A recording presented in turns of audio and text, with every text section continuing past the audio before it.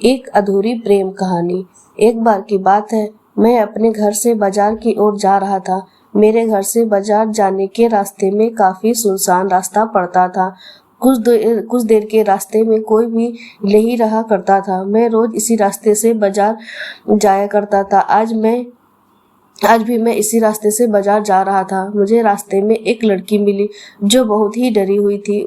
उसे डरा हुआ देख मैं उसके पास गया और पूछा, क्या हुआ, तुम डरी हुई क्यों हो? लड़की ने कुछ लड़कों की ओर इशारा किया। मैं समझ गया। मैं अपने साथ उस लड़की को लेकर उन लड़कों के पास गया।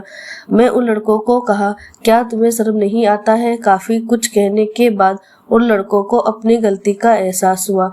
उन्होंने लड़की से क्षमा मांगा। फिर मैं बाजार की ओर जाने लगा। उस लड़की ने मुझे रोका और कहा, मैं यहाँ पर नई हूँ, मुझे रहने के लिए किराए का घर चाहिए, क्या आप मेरी मदद कर सकते हैं?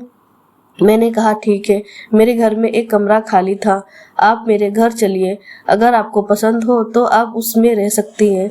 अगर आपको पसंद ना आए तो मैं आपको दूसरा घर भी दिला सकता हूँ। अब वह लड़की और मैं घर की ओर चल पड़े। रास्ते में मैं कुछ भी बोल नहीं पा रहा था। मैं बोलना चाह रहा था लेकिन नहीं बोल पा रहा था। फिर उससे पूछा, आपका नाम क्या है? मैंने कहा, राकेश। और आपका नाम? उसने कहा, सुंदरी।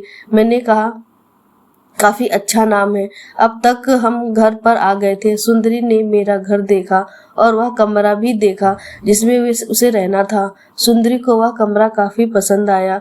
फिर वह हमारे घर में रहने लगी। मैं उसे जब भी देखता था तो मेरे मन में अजीब सी हलचल होती थी। पता नहीं उसके मन में होती थी या नहीं।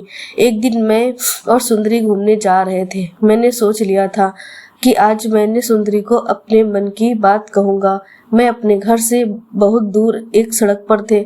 हम बाइक से चल रहे थे। मैंने सुंदरी से कहा, मुझे तुमसे एक बात कहनी है। सुंदरी ने कहा, मुझे भी तुमसे कुछ कहना है। मैंने कहा, बोलो। सुंदरी बोली, मैं तुम्हें पसंद करती हूँ। और ज़्यादा खुशी के कारण मैं अपने बाइक को संभाल ना सका और हम बाइक का दुर्घटना हो गया। मैं तो बच गया लेकिन सुंदरी ने अपने जान को गंवा दिया। पर आज भी मेरे दिल में सुंदरी जिंदा है। Thank you for watching.